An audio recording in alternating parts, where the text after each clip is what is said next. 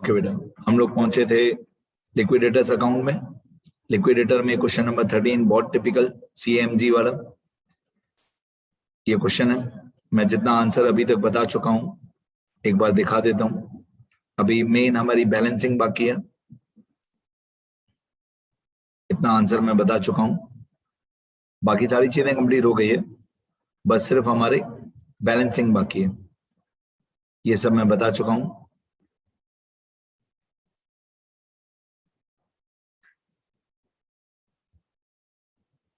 ठीक है, अब लास्ट वीडियो लेक्चर में मैंने ये बताया था कि हमारे दो टाइप के इक्विटी शेयर्स हैं, ए टाइप और बी टाइप।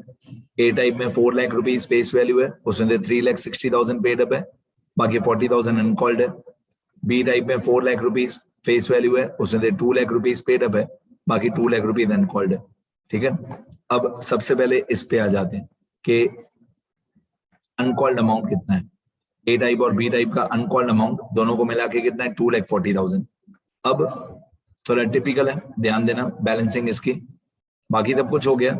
मैं आपको क्वेश्चन में ओल्ड बैलेंस शीट भी दिखा दूं। ओल्ड बैलेंस शीट में 10% प्रेफरेंस कैपिटल है, ये भी हो गया हमारा। ए टाइप का इक्विटी शेयर भी हो गया, बी टाइप का इक्विटी शेयर भी हो गया। 6% डिबेंचर्स ये हमने पेमेंट में लिख दिया है। आउटस्टैंडिंग इंटरेस्ट ये भी पेमेंट में लिख दिया है। क्रेडिटर्स ये भी हो गया हमारा, अदर क्रेडिटर्स भी हो गया है, और सारी एडजस्टमेंट भी हो गई है, मतलब अभी बैलेंस करना बाकी है। तो बैलेंसिंग किस तरीके से करते हैं, ये हमारी स्टेटमेंट है। और इसमें रिसिप्ट साइड पे तो और कुछ नहीं आएगा। रिसिप्ट साइड पे दो ही अमाउंट है, एक 64,400 और एक 10 लाख। तो मैं रिसिप्ट साइड का टोटल करता हूं। ये रिसिप्ट साइड का total equal to sum from 64,400 to 10 lakh, ये रिसिप्ट साइड का टोटल। तो ये आएगा 10,64,400। 10,64,400 ये रिसिप्ट साइड का टोटल है। अब पेमेंट साइड पे जो भी सारे नाम दिए हुए, पहले इनको मैं आउटर कॉलम में लिखता हूँ। सिक्योर्ड क्रेडिटर्स आउटर कॉलम में ही लिखा हुआ है।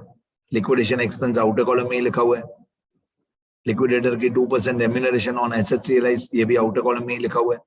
अब लिक्विडेटर के दो अमाउंट और बाकी है, एक 2% on unsecured creditors except preferential creditors, और एक 25% ऑन सेविंग्स। ये दो एंट्री अभी लिक्विडेटर में बाकी है हमारी। अब थर्ड स्टेप में है प्रेफरेंशियल क्रेडिटर्स। प्रेफरेंशियल क्रेडिटर्स का टोटल कर लेते हैं आउटर कॉलम में। तो ये होगा equal to sum from 18,000 to 1 lakh. तो 18 और 20 और 12 ये हो गया 50,000 और 1 लाख, 1,50,000। अब डिबेंचर होल्डर्स का टोटल कर लेते हैं आउटर कॉलम में। तो डिबेंचर होल्डर्स का टोटल 4 लाख से लेकर 2,000 तक। तो 4 लाख और 24,000 और 2,000 ये होता है 4,26,000। अब अनसिक्योर्ड का टोटल कर लेते हैं अनसिक्योर्ड क्रेडिटर्स का। तो अनसिक्योर्ड क्रेडिटर्स का टोटल है equal to sum from 0 to 1,000, 3,000, 246, 20। तो इनका टोटल आता है 2,70,000, मतलब 0 और 1,000 और 3,000 और 2,46,000 और 20,000। तो इनका टोटल आता है 2,70,000। फिर प्रेफरेंशियल होल्डर्स में दो ही अमाउंट है, एक 2 लाख और एक 20,000। तो टोटल आएगा 2,20,000। इक्विटी शेयर होल्डर्स को फिलहाल अभी पे नहीं करेंगे, जितना भी इनका पेड अप कैपिटल था ए टाइप का और बी टाइप का वो बाद में पे करेंगे। अभी इस क्वेश्चन का सबसे टिपिकल पोर्शन स्टार्ट होने वाला है, जिसको हम बैलेंसिंग बोलते हैं। बैलेंसिंग बहुत हार्ड होता है लिक्विडेटर में, ध्यान देना। रिसिप्ट साइड का टोटल है 10,64,400, ये वाला 10,64,400। तो अभी हमारे पास 10,64,400 रुपीज पड़े हैं। अब इस चैप्टर की मेन थीम शुरू होती है कि ये जो 10,64,400 रुपीज पड़े हैं उसमें से ये 60,000 हमने पे कर दिया। ऐसी स्लैंटिंग लाइंस मैं हमेशा बनाता हूं, और ये लाइंस जो भी मैं रेड कलर से बनाऊंगा या जो भी मैं रेड कलर के फॉन्ट्स में लिखूंगा वो आपको एग्जाम में नहीं लिखना है, वो सिर्फ आपके समझने के लिए। जो भी मैं रेड कलर में लिखूंगा वो सिर्फ आपके समझने के लिए, एग्जाम में नहीं लिखना। ठीक है, अब देखो सबसे पहले हमारे पास था 10,64,400, इतना पैसा था, उसमें 60,000 हमने पे कर दिया। रिसिप्ट साइड का टोटल था 10,64,400। तो 10,64,400 में से 60,000 हमने पे कर दिया। बाकी हमारे पास बचेगा 10,04,400। अब लिक्विडेटर की रेम्यूनरेशन भी आते हैं, ये लिक्विडेटर का एक्सपेंस, ये 2% ऑन एसेट्स रियलाइज, ये भी हो गया। अब यहाँ पे लिखा हुआ है 2% on unsecured creditors except preferential creditors. तो अनसिक्योर्ड देखते हैं कितने हैं, उसमें 2% निकालना है। ये 2% अनसिक्योर्ड क्रेडिटर्स है 2,70,000 एक्सेप्ट प्रेफरेंशियल, मतलब प्रेफरेंशियल के अलावा, प्रेफरेंशियल क्रेडिटर्स के अलावा अनसिक्योर्ड क्रेडिटर्स है 2,70,000। इस 2,70,000 पे मैं 2% कमीशन निकालूंगा, तो 2,70,000 पे मल्टीप्लाई बाय 2 डिवाइडेड बाय 100, तो ये देखेंगे कितना आता है, equal to 2,70,000 multiply 2 divide by 100, तो ये आता है 5,400। और ये जो 25% ऑन सेविंग्स वाली बात है, ये अभी सॉल्व नहीं होगा, ये बहुत हार्ड है, ये अभी सॉल्व नहीं होगा, ठीक है। लिक्विडेटर की 3 अमाउंट आ गई, चौथी अमाउंट सॉल्व करने में दम निकल जाएगा, इतना हार्ड है। अब हमारा यहाँ पे पैसा बचा था 10,04,400, इसमें भी हम लिक्विडेटर की 3 अमाउंट्स पे कर देंगे, मतलब लिक्विडेटर का 16,800 भी पे करेंगे, 20,000 भी पे कर देंगे, 5,400 भी पे करेंगे, तो कितना पैसा बचेगा, तो 10,04,400 में से एक 16,800 माइनस करेंगे, एक 20,000 माइनस करेंगे और एक 5,400 माइनस करेंगे, मतलब 10,04,400 में से ये 3 अमाउंट हम लोग पे कर देंगे, 16,800, 20,000 और 5,400, ये तीनों माइनस कर देंगे। बाकी हमारे पास पैसा बच गया 9,62,200। ये जो भी मैं रेड कलर से लिख रहा हूँ, ये एग्जाम में नहीं लिखना है, ठीक है, ये सिर्फ आपके समझने के लिए।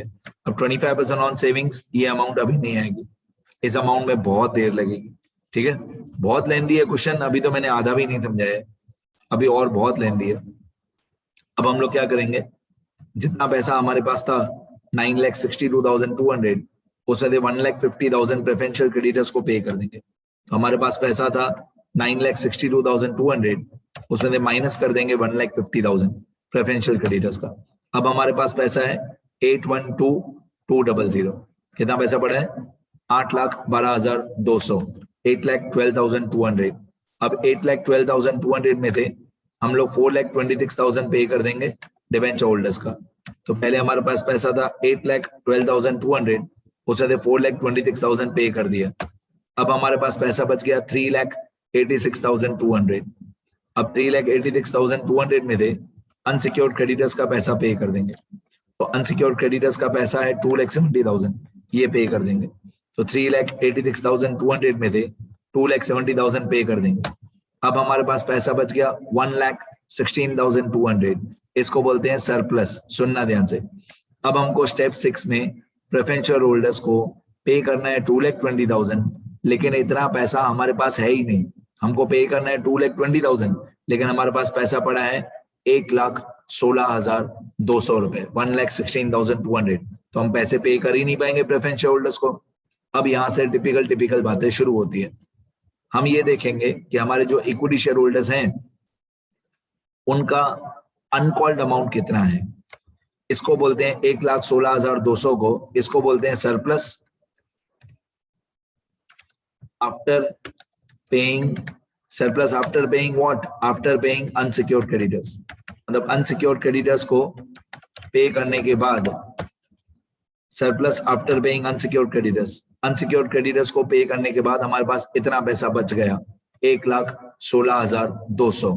अब हम क्या करेंगे, अब हम ऐसा अज्यूम करेंगे, क्या अज्यूम करेंगे, हम ऐसा अज्यूम करेंगे कि जितना इक्विटी शेयर होल्डर्स का अनकॉल्ड अमाउंट था 2,40,000, वो हमने कॉल कर लिया। हम ऐसा अज्यूम करेंगे कि 2,40,000 हम लोगों ने कॉल कर लिया, 2,40,000, तो ये 2,40,000 अगर हम कॉल कर लें,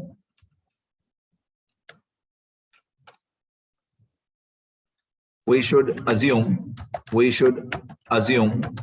that the uncalled amount of equity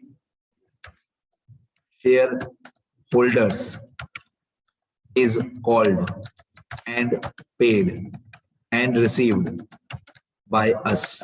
मतलब हम ऐसा अज्यूम करेंगे कि जो 2,40,000 इक्विटी शेयर होल्डर्स का अनकॉल्ड अमाउंट है वो हमने कॉल कर दिया और वो पैसा हमको मिल गया। तो अगर ये 2,40,000 जो अनकॉल्ड अमाउंट थी इक्विटी शेयर होल्डर्स की, अगर ये अमाउंट हम कॉल कर दें और हमको ये पैसा मिल जाए तो हमारे पास कितना पैसा हो जाएगा? हमारे पास पैसा हो जाएगा 1,16,200 और 2,40,000। तो हमारे पास पैसा हो जाएगा 3,56,200। दिमाग लगाओ, पहले हमारे पास पैसे कम थे 1,16,200, तो हमने क्या किया, जितना इक्विटी शेयर होल्डर्स का अनकॉल्ड अमाउंट था वो कॉल कर लिया 2,40,000। अब हमारे पास पैसा हो गया 3,56,200। इस 3,56,200 में थे जो प्रेफरेंशियल होल्डर्स थे 2,20,000, वो हम पे कर देंगे। तो 3,56,200 में थे 2,20,000 प्रेफरेंशियल होल्डर्स को पे कर देंगे। बाकी हमारे पास पैसा बचेगा 1,36,200। इसको सरप्लस बोलते हैं 136,200।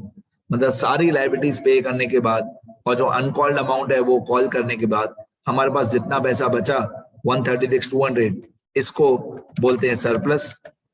Surplus after maximum legal liabilities, surplus after maximum legal liabilities इसको बोलते हैं, जो क्वेश्चन में लिखा हुआ था। मैं क्वेश्चन दिखाऊं आपको।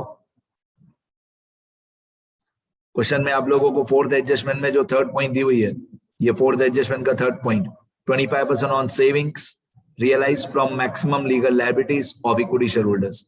मतलब बाकी सारी लायबिलिटीज पे करने के बाद, प्रेफरेंशियल होल्डर्स को भी पे करने के बाद कितना पैसा बचा? 136,200। ये जो 136,200 रुपीज हमारे पास बच गए, 136,200, ये जो पैसा हमारे पास बच गया, इस पे 25% कमीशन निकालेंगे लिक्विडेटर की। और सिर्फ 25% नहीं, जैसे हम लोग 12th में करते थे कमीशन आफ्टर चार्जिंग कमीशन, तो 25/125। जब भी इक्विटी शेयर होल्डर्स के बेसिस पे, जब भी इक्विटी शेयर होल्डर्स के बेसिस पे लिक्विडेटर को कमीशन मिलती है तो वो ऐसे ही होती है 136,200 multiply by R/100 plus R। 136,200 multiply by 25 divided by 125, मतलब R/100 प्लस R। ये जो 136,200 आया, इसको मल्टीप्लाई बाय 25/125 करेंगे तो 136,200 मल्टीप्लाई 25 डिवाइडेड बाय 125, तो ये आएगा 27,240। ये हमारे लिक्विडेटर का रेम्यूनरेशन 27,240। इतना हम लोग लिक्विडेटर को पैसा देंगे 27,240। अब इतना पैसा हम लिक्विडेटर को देंगे। अब मैं वापस ऊपर स्टेप 2 में जाऊंगा और लिक्विडेटर की रेम्यूनरेशन में मैं 27,240 लिखूंगा। दिमाग लगाओ फिर क्या होगा। अब मैं 27,240 लिक्विडेटर को दूंगा, ये यहाँ पे 27,240। जैसे ही मैंने यहाँ पे 27,240 लिखा तो ये जो सारे हमारे बैलेंसेस थे वो सारे फिर से बैलेंसेस हमारे चेंज हो जाएंगे। मतलब ये सेम रहेगा 962,200, लेकिन ये जो पहले आया था 8,12,200 ये चेंज हो जाएगा। ये 386,200 ये चेंज हो जाएगा। ये 1162,000 ये भी चेंज हो जाएगा। सारी बैलेंसिंग फिर से करनी पड़ेगी। All the best. अभी हम लोग ये जो लिक्विडेटर को हमने पे किया 27,240, मतलब 136,200 आया हमारा बैलेंस। तो 136,200 पे 136,200 पे मल्टीप्लाई बाय 25 डिवाइडेड बाय 125। अब बहुत सारे बच्चों को, मैक्सिमम बच्चों को ये पता ही नहीं चलेगा कि 136,200 कहां से आया। बहुत बड़ी कथा है उसकी। रिसीव साइड के टोटल में दे, पेमेंट साइड की सारी अमाउंट माइनस की, पेमेंट साइड की सारी अमाउंट माइनस की, और जितना अनकॉल्ड अमाउंट था इक्विटी शेयर होल्डर्स का वो हमने अज्यूम किया कि वो भी हमने कॉल कर दिया 2,40,000। तो हमारे पास जो पैसा था 356,200, उसने प्रेफरेंशियल होल्डर्स का पैसा पे कर दिया, बाकी बचा 136,200। इस 136,200 पे 25/125 ये लिक्विडेटर की रेम्यूनरेशन 27,240। ठीक है, आगे बढ़ते हैं। अब मेरे को सारा बैलेंसिंग फिर से करना पड़ेगा। ठीक है, वैसे तो मैं नहीं करूं तो भी चले, वैसे जो बच्चे इंटेलिजेंट है उनको पता चल गया कि ये जो 116200 हमारा सरप्लस आया था, ये जो हमारा सरप्लस आया था 116200, उसी में से 27,240 माइनस कर दो तो नया सरप्लस आ जाएगा। पूरा फिर से करने की जरूरत नहीं है। पहले हमारे पास पैसे इतने पड़े थे 116200, उसने 27,240 लिक्विडेटर को कमीशन दे दिया, बाकी जो बचा वो नया सरप्लस। पर मैं क्या करूंगा, मैं सारी बैलेंसिंग फिर से लिख के बताऊंगा। जैसे आपको डिटेल में समझ में आए, रिसिप्ट साइड का टोटल सेम रहेगा 1064400। अब मैं सेकंड टाइम बैलेंसिंग करूंगा, और जब मैं सेकंड टाइम बैलेंसिंग करूंगा तो मैं फिर से सारे कलर्स चेंज कर दूंगा। मैं सेकंड टाइम बैलेंसिंग करता हूं, सुनना ध्यान से। पहले हमारे पास पैसे थे 1064400, पहले हमारे पास इतना पैसा था 1064400।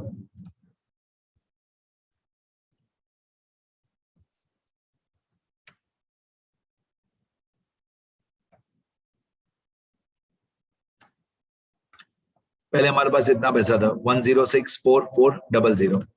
अब उसमें से हमने पे कर दिए ये वाले 60,000।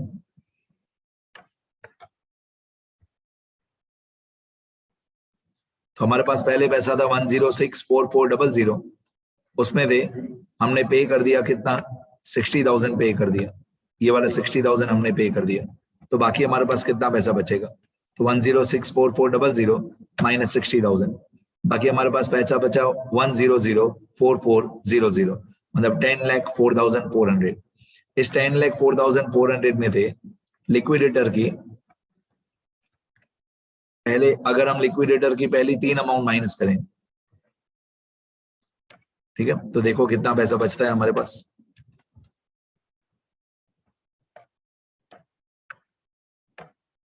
देखो पहले हमारे पास पैसा था 104,400, उससे माइनस 16,800 माइनस 20,000 माइनस 5,400, बाकी हमारे पास पैसा बचा 962200।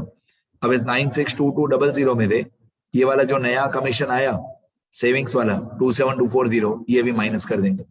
तो 962200 माइनस 27,240, 962200 माइनस 27,240, बाकी हमारे पास पैसा बच गया 934960। इतना पैसा हमारे पास बच गया ये पे करने के बाद 934960। इसमें से हम लोग पे कर देंगे ये वाला 1,50,000 प्रेफरेंशियल क्रेडिटर्स वाला। तो हमारे पास पहले पैसे थे 934960, उससे 1,50,000 हम पे कर देंगे, बाकी हमारे पास पैसा बच गया 7,84,960। आप देख रहे हो मैं सारा आंसर 2 बार टैली कर रहा हूँ, ये मैं दूसरी बार टैली कर रहा हूँ। अब 7,84,960 इतना पैसा हमारे पास बच गया। इस 7,84,960 में से 4,26,000 पे कर दिया डिबेंचर होल्डर्स का, बाकी हमारे पास पैसा बचा 3,58,960, बाकी हमारे पास पैसे बच गए 3,58,960। इसमें से हम लोग पे कर देंगे स्टेप 5 वाला अनसिक्योर्ड क्रेडिटर्स। तो 3,58,960 माइनस 2,70,000, तो हमारे पास पैसा बच गया 88,960।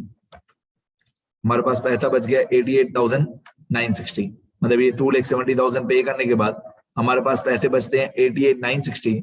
अब हमारी जो नेक्स्ट लायबिलिटी है 88,960 रुपीज, इतना पैसा हमारे पास पड़ा है और हमको पे करना है स्टेप 6 में प्रेफरेंशियल होल्डर्स को 2,20,000। लेकिन ऑब्वियसली इतना पैसा हमारे पास है ही नहीं, हमारे पास पैसे हैं सिर्फ 88,960।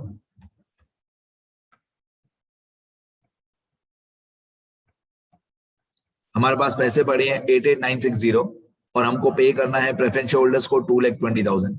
यहां से लेकर 5 स्टेप्स वर्किंग नोट में नए वाले 5 स्टेप्स करने पड़ेंगे। यहां से लेकर हमको एक नया फॉर्मेट 5 स्टेप्स वाला सॉल्व करना पड़ेगा।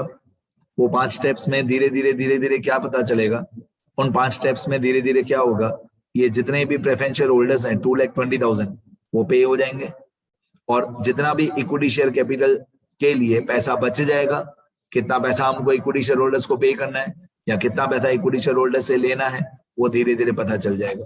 तो हम क्या करेंगे, हमारे पास अभी पैसे हैं 88,960, जो इक्विटी शेयर होल्डर्स का अनकॉल्ड अमाउंट था 2,40,000। ये 2,40,000 ना मैंने कहीं पे रिसिप्ट में लिखा है, ना मैंने कहीं पे पेमेंट में लिखा है, ये मैंने सिर्फ अज्यूम किया था कि अगर अनकॉल्ड अमाउंट कॉल कर दें तो क्या होगा।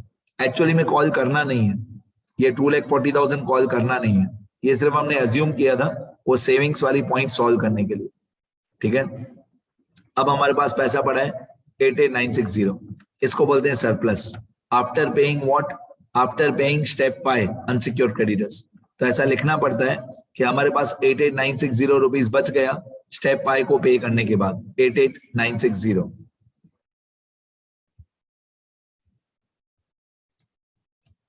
Step 1 surplus after paying unsecured creditors. Surplus after paying unsecured creditors कितना पैसा बचा था हमारे पास? 88,960।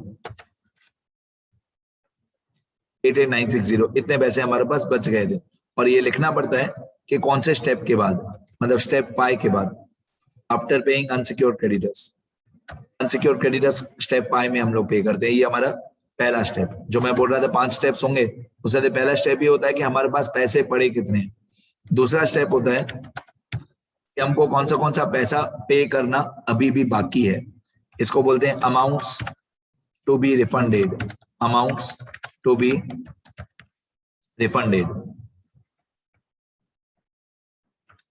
तो अमाउंट्स टू बी रिटर्न में हम लोग लिखते हैं अमाउंट्स टू बी रिफंडेड या अमाउंट्स टू बी रिटर्न्ड या amounts which are still payable, with amounts which are still payable by us, amounts which are still payable by us। ये सब हम अमाउंट्स लिखते हैं कि क्या क्या पैसा हमको पे करना बाकी है। देखो हमारे पास पैसे पड़े हैं 88,960 रुपीज। इतना पैसा हमारे पास पड़ा है 88,960 रुपीज। ठीक है। अमाउंट्स टू बी रिटर्न में हम ये लिखते हैं कि कौन से पैसे अभी हमको पे करना बाकी है। तो देखो स्टेप 5 तक तो पे हो गया था, अनसिक्योर्ड क्रेडिटर्स तक तो पैसा पे हो गया था। अब सुनना कौन सा हमको पैसा पे करना बाकी है वो सुनना। देखो ये जो स्टेप 5 था अनसिक्योर्ड क्रेडिटर्स, ये 2,70,000 हमने पे कर दिया था। उसके बाद हमारे पास पैसा बचा था ये वाला 88,960। इतना पैसा हमारे पास पड़ा है। कौन सा पैसा पे करना बाकी है? जो प्रेफरेंशियल होल्डर्स का 2,20,000 था वो पे करना बाकी है। और जितना भी paid up equity share capital था, जितना भी paid up equity share capital था वो हमको पे करना बाकी है, ए टाइप का और बी टाइप का। सीधी बात है, जितना इक्विटी शेयर होल्डर्स ने हमको पैसा दे दिया है उतना ही हम उनको रिफंड करेंगे ना, जितना उनका पेड अप कैपिटल है। तो ए टाइप और बी टाइप का पेड अप कैपिटल कितना है वो मैंने वर्किंग नोट्स में लिख के रखा है। ये रहा पेड अप कैपिटल। ए टाइप का पेड अप कैपिटल है 3,60,000, बी टाइप का पेड अप कैपिटल है 2 लाख, टोटल 5,60,000, 360 और 2 लाख, 3,60,000 ए टाइप का पेड अप कैपिटल है, 2 लाख बी टाइप का पेड अप कैपिटल है। इसको आउटर कॉलम में नहीं लिखना, इसको आउटर कॉलम में नहीं लिखना। मेरे को मालूम है मैं एंड में ये 360 और 2 लाख मिटा दूंगा, डिलीट कर दूंगा, कट कर दूंगा। अभी सिर्फ मैंने समझाने के लिए लिखा है कि इक्विटी शेयर होल्डर्स को हम उतना ही पैसा पे करेंगे जितना उन लोगों ने हमको पे किया है। तो इक्विटी शेयर होल्डर्स ने हमको पे किया है, ए टाइप वाले ने 3,60,000 और बी टाइप वाले ने हमको पे किया है 2 लाख। तो इन दोनों को मिला के हुआ 5,60,000। तो कौन से हमको पैसे पे करना बाकी है? हमारे पास पैसे पड़े हैं अभी 88,960 ये वाला, और हमको पे करना बाकी है ये 2,20,000 प्रेफरेंशियल होल्डर्स का, 3,60,000 ए टाइप वाला, 2 लाख बी टाइप वाला। ये तीन अमाउंट्स अभी भी हमको पे करना बाकी है, 2,20,000, 3,60,000, 2 लाख। फिर से बताऊं, 2,20,000, 360, 2 लाख, 220, 360, 2 लाख।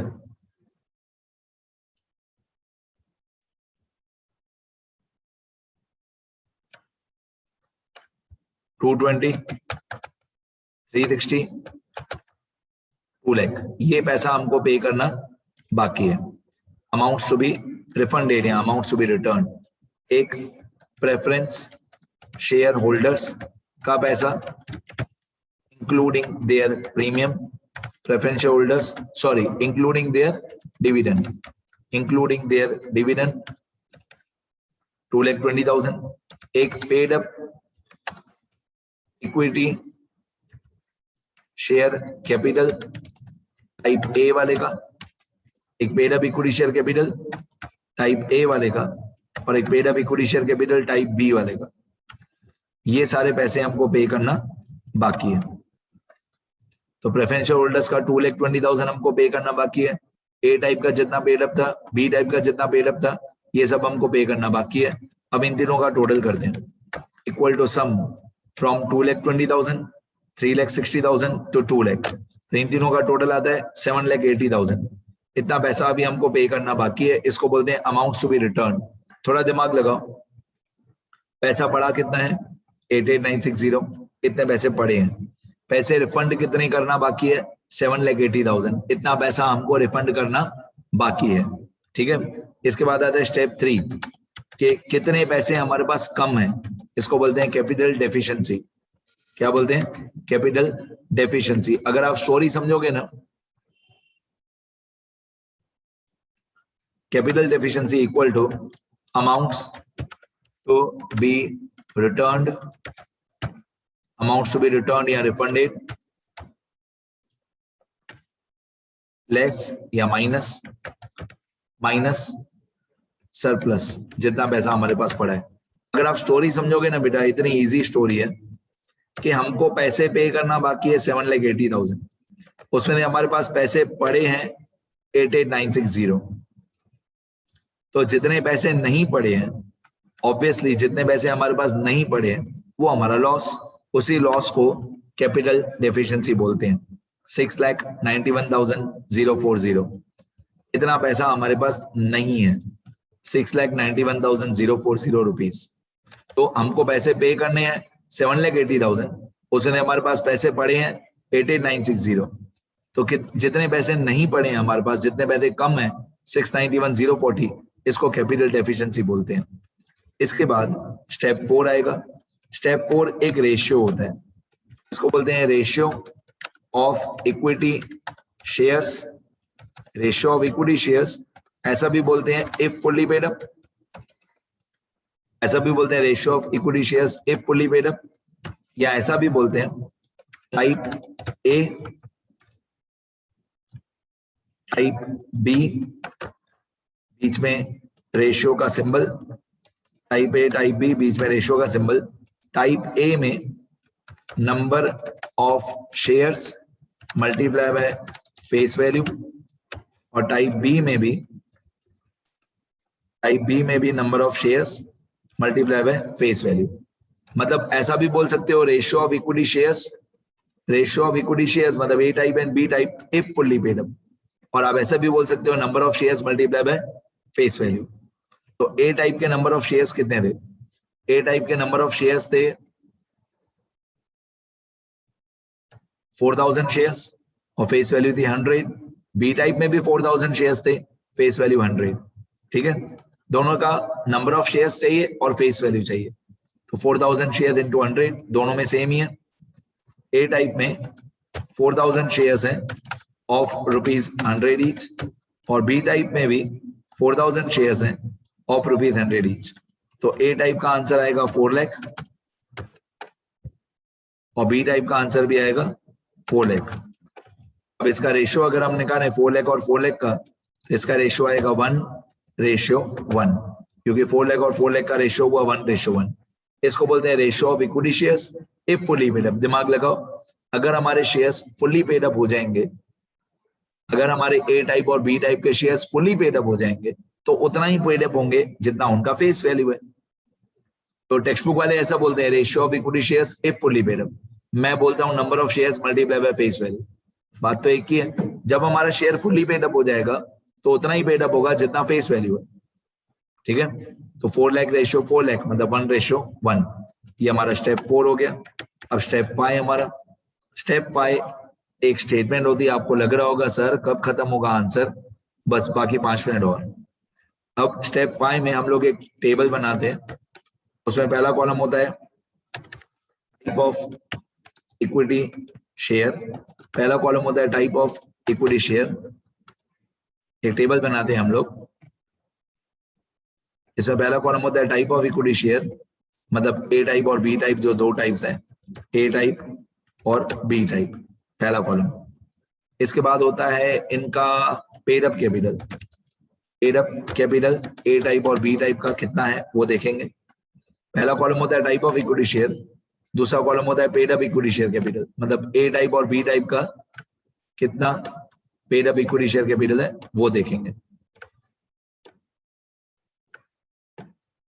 तो ए टाइप का कितना पेड अप था, ए टाइप का पेड अप कैपिटल था ये वाला 3,60,000 और बी टाइप का 2 लाख। आप यहां से भी देख सकते हो आप लोग, ए टाइप का पेड अप था 3,60,000, बी टाइप का 2 लाख, 360 और 2 लाख। अब यहां से लेकर ऐसा अज्यूम करो, यहां से लेकर ऐसा अज्यूम करो कि ये दोनों जो ए टाइप और बी टाइप के इक्विटी शेयर्स हैं, ऐसा अज्यूम करो कि ये दोनों एक पार्टनर्स हैं, ये दोनों पार्टनर्स हैं एक बिजनेस के। मिस्टर ए एक पार्टनर है, मिस्टर बी एक पार्टनर है। अब जो मिस्टर ए पार्टनर है वो 3,60,000 कैपिटल बिजनेस में पे कर चुका है, बिजनेस में इन्वेस्ट कर चुका है। और बी टाइप वाला जो पार्टनर है मिस्टर बी, उसने 2 लाख रुपीस कैपिटल पे कर दिया है बिजनेस में। तो ए टाइप वाले का पेड अप है 3,60,000, बी टाइप वाले का पेड अप है 2 लाख। इतना इतना कैपिटल ये दोनों पे कर चुके हैं। इसमें से लेस कैपिटल डेफिशिएंसी, मतलब दोनों पार्टनर्स को कितना लॉस हुआ वो हम माइनस कर देंगे। अब हमारा टोटल कैपिटल डेफिशिएंसी था 6,91,040 जो स्टेप 3 में किया था, 691,040। ये टोटल कैपिटल डेफिशिएंसी था हमारा कितना, 691,040। ये आप बोल सकते हो कि टोटल हमारा इतना लॉस हुआ था। ये लॉस जो हुआ था कैपिटल डेफिशिएंसी वाला, ये लॉस दोनों पार्टनर्स में इस पीएनएल रेशियो में डिस्ट्रीब्यूट हो जाएगा। मतलब ये 691,040 ये दोनों पार्टनर्स का लॉस है, तो ये लॉस दोनों पार्टनर्स में डिस्ट्रीब्यूट हो जाएगा। कौन से रेशियो में, इस रेशियो में 1:1 में। ये 1:1 हमने दोनों पार्टनर्स का पीएनएल रेशियो निकाला। और जरूरी नहीं है कि हमेशा 1:1 आएगा, कोई दूसरा रेशियो भी आ सकता है। तो ये जो कैपिटल डेफिशिएंसी आया ये हम दोनों पार्टनर्स में इनके रेशियो में डिस्ट्रीब्यूट कर देंगे 1:1। तो ए का लॉस होगा 6,91,040 मल्टीप्लाई 1/2, इतना ए का लॉस होगा। और ऑब्वियसली सेम इतना ही बी का भी लॉस होगा, 6,91,040 मल्टीप्लाई बाय 1/2। मतलब दोनों पार्टनर्स को इक्वल लॉस मिलेगा। ए को मिलेगा 6,91,040 का 1/2, बी को भी इतना ही मिलेगा 6,91,040 का 1/2। इसको हम लोग बोलेंगे कैपिटल डेफिशिएंसी। मतलब इतना इतना नुकसान दोनों पार्टनर्स को सहन करना पड़ेगा। अब ए का पेड अप कैपिटल था 3,60,000, उसमें से ए को लॉस हुआ 3,45,520।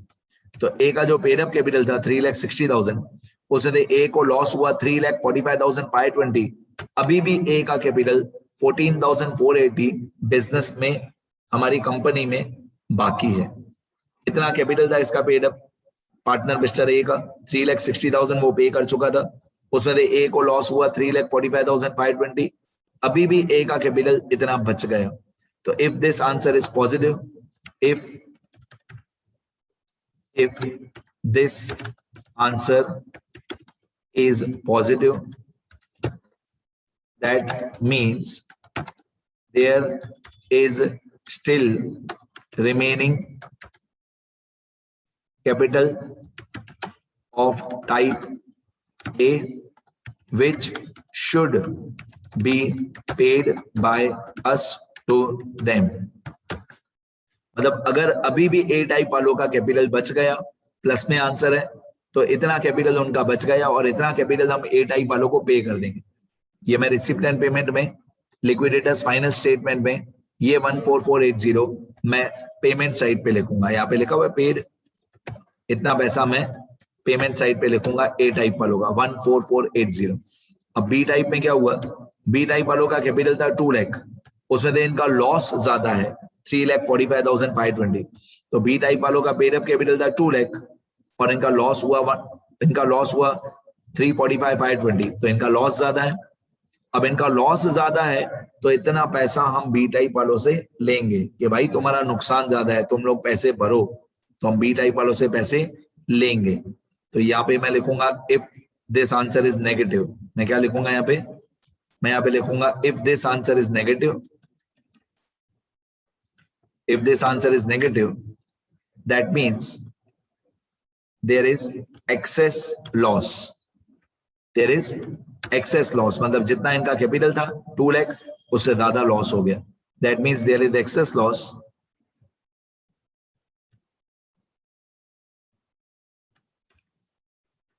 of type B, which should be received,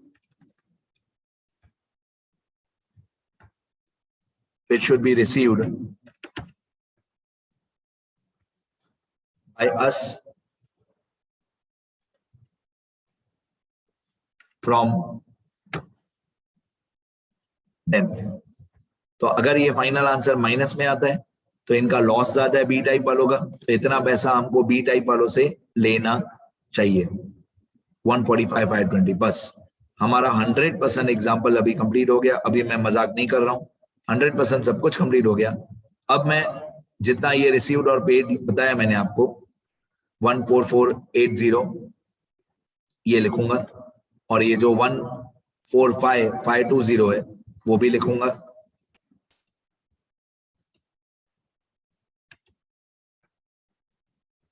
अब ये जो फाइनल आंसर आया हमारा 14480, ठीक है, फाइनल अमाउंट रिसीव्ड और पेड. तो ये 14480 मैं पे कर दूंगा टाइप ए वालों को, क्योंकि उनका कैपिटल पेड अप बहुत ज्यादा था, लॉस कम हुआ. Paid up capital A type का ज्यादा था, उनका लॉस कम हुआ, तो मैं 14480 पे करूंगा ए टाइप वालों को. नंबर याद करो 14480. अब मैं ऊपर जाऊंगा स्टेटमेंट में और ए टाइप वालों को मैं पे करूंगा 14480. तो मैं आउटर कॉलम में लिखूंगा 14480. ये 3,60,000 मैं पे नहीं करूंगा इक्विटी शेयर होल्डर्स को, ठीक है. तो मैं एक लाइन ड्रॉ कर देता हूं, कट कर देता हूं, जैसे आपको याद रहे कि ये 3,60,000 सिर्फ समझने के लिए था. ये हम ए टाइप वालों को पे नहीं करेंगे. तो मैं जानबूझ के ऐसे 3,60,000 लिखा हुआ रहने देता हूँ, उसके ऊपर एक लाइन कर देता हूँ कि ये हमको सिर्फ समझने के लिए था. 3,60,000 ये हम ए टाइप वालों को पे नहीं करेंगे, हम एक्चुअल पे करेंगे ए टाइप वालों को 14480. अब बी टाइप वालों का पेड अप कैपिटल था 2 लाख, इतना हम इनको पे नहीं करेंगे. इनफैक्ट इनसे हम पैसा रिसीव करेंगे, क्योंकि जितना बी टाइप वालों का पेड अप कैपिटल था 2 लाख उससे ज्यादा तो इनका लॉस हुआ. जितना बी टाइप वालों का पेड अप कैपिटल था 2 लाख उससे ज्यादा इनका लॉस हुआ. बाकी हम 145,520 बी टाइप वालों से लेंगे. इसको बोलते हैं फाइनल सेटलमेंट. क्या बोलते हैं? Final settlement. कितना पैसा लेंगे हम इनसे? 145,520. ये रिसिप्ट साइड पे आएगा हमारे स्टेटमेंट पे. फिर देखना क्या होता है 145,520. ये मैं जानबूझ के यहाँ पे नीचे लिखता हूँ 145,520. जैसे ही मैं मेरे लैपटॉप पे एंटर दबाऊंगा तो आप देखना ये रिसिप्ट साइड का टोटल बढ़ जाएगा. पहले 106,4400 था, अब मैं एंटर दबाने वाला हूँ, रिसिप्ट साइड का टोटल बढ़ जाएगा. और सब सही है, मेरी जवाबदारी सब सही है. देखो टोटल बढ़ गया. पहले टोटल था 106,4400, अब मैंने रिसिप्ट साइड पे और भी लिखा 145,520.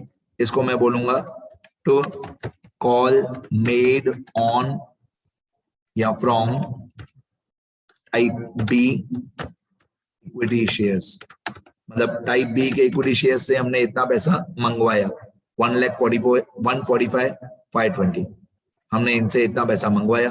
अब आप दोनों साइड का टोटल करोगे ना, बस तीसरी बार बैलेंसिंग नहीं करनी है. अभी सब लोग थक गए, मैं भी थक गया. अब आपको क्या करना है, दोनों साइड का टोटल करना है और दोनों साइड का टोटल टैली होना चाहिए, इक्वल आना चाहिए. ये रिसिप्ट साइड का टोटल है 1209920. अब पेमेंट साइड का टोटल हाथ जोड़ लो, क्लियर कर लो, बताइए 1209920. दोनों साइड का टोटल टैली होना चाहिए. अब एक लास्ट बात बताऊं, आप लोग थोड़ा गुस्सा कर रहे होगे मेरे ऊपर से, लास्ट बार करके 2-3 घंटे निकाल दिए. एक लास्ट बात, अब आप देखोगे ना ए टाइप वालों का अनकॉल्ड अमाउंट कितना था. ए टाइप वालों का अनकॉल्ड अमाउंट था 2 लाख. तो हम 2 लाख रुपए से कम कोई भी अमाउंट इनसे कॉल कर सकते हैं. Equity share holders are liable to pay up to their face value. Up to their face value. तो बी टाइप वालों का 100 रुपए फेस वैल्यू था, उससे 50 रुपए पेड अप था, बाकी 50 रुपए हम उनसे कॉल कर सकते हैं। मतलब बी टाइप वालों का 4 लाख रुपए कैपिटल में थे, 2 लाख रुपए कैपिटल पेड अप था, बाकी 2 लाख रुपए अभी भी हम उनसे कॉल कर सकते हैं। कितना? 2 लाख रुपए। पर हमने कॉल कितना किया? 145 520, हमने इतना ही कॉल किया। हमारी अथॉरिटी थी, हम 2 लाख रुपए कॉल कर सकते थे, लेकिन हमने कॉल किया 145 520, क्योंकि उससे ज्यादा पैसे हमको नहीं चाहिए। दोनों साइड पे टैली हो गया। और जो भी ये सब रेड और ब्लू फॉन्ट में है वो अभी लिखना, पेंसिल से लिखना, यूनिवर्सिटी एग्जाम में नहीं लिखना। अब मैं एक बार स्क्रॉल करता हूँ, पूरा आंसर कंप्लीट हो गया। अब लिखना, ठीक है? तो ये तीनों पार्ट्स वीडियो लेक्चर जो बने अच्छी तरह देखना, लिखना सारा। ये क्वेश्चन है, क्वेश्चन लिखने की जरूरत नहीं है।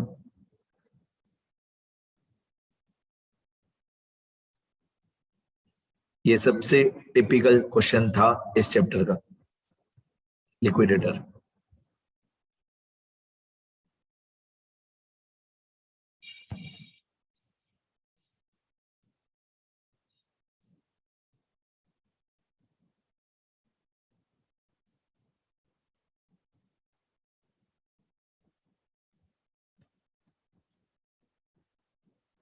दो बार बैलेंस करना पड़ा। एक बार बैलेंस किया था रेड कलर वाला, वो 25% सेविंग्स के लिए, और एक बार बैलेंस किया ब्लू कलर वाला, वो 5 स्टेप्स के लिए, सरप्लस वाले 5 स्टेप्स के लिए।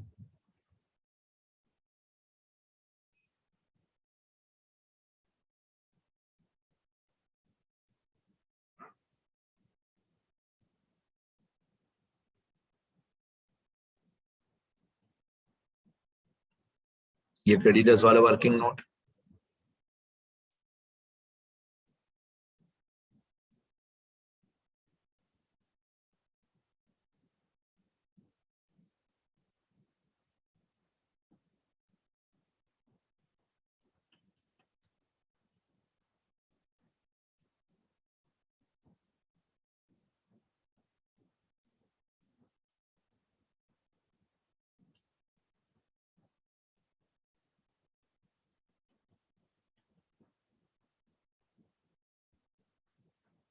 ये एडिशनल इंटरेस्ट ऑन डिबेंचर्स के लिए 1 मंथ के कैलकुलेशन। फिर ये टाइप ऑफ इक्विटी शेयर्स, ये फॉर्मेट बहुत काम आएगा बहुत जगह पे। और ये हमारे लास्ट 5 स्टेप्स, ठीक है? मैं ये भी बता दूं ये 5 स्टेप्स करते कब हैं, ये भी बता दूं कब ये 5 स्टेप्स करते हैं, कब ये 5 स्टेप्स नहीं करते हैं, वो भी बता देता हूँ। मैं अभी नीचे नोट करके लिख देता हूँ ये वाले 5 स्टेप्स कब करते हैं, उसका भी रीजन बता देता हूँ। हमको कैसे पता चलेगा कि ये फाइनल सेटलमेंट वाले 5 स्टेप्स करने हैं? देखो रूल, ये थियरी वाले पेज में लिखना, बाद में लिखना। The above 5 steps, the above 5 steps should be done only when the following both conditions are satisfied. Only when following both conditions are satisfied. पहली condition, there should be more than one type of equity shares. एक से ज्यादा type के equity shares होने चाहिए, पहली condition. There should be more than one type of equity shares. The at least one type, there should be more than one type of equity shares, and at least one type of equity share should be partly, मैं सोच रहा हूं partly paid up करें कि fully paid up लिखूं? Partly paid up. Eight least one type of equity share should be partly paid up.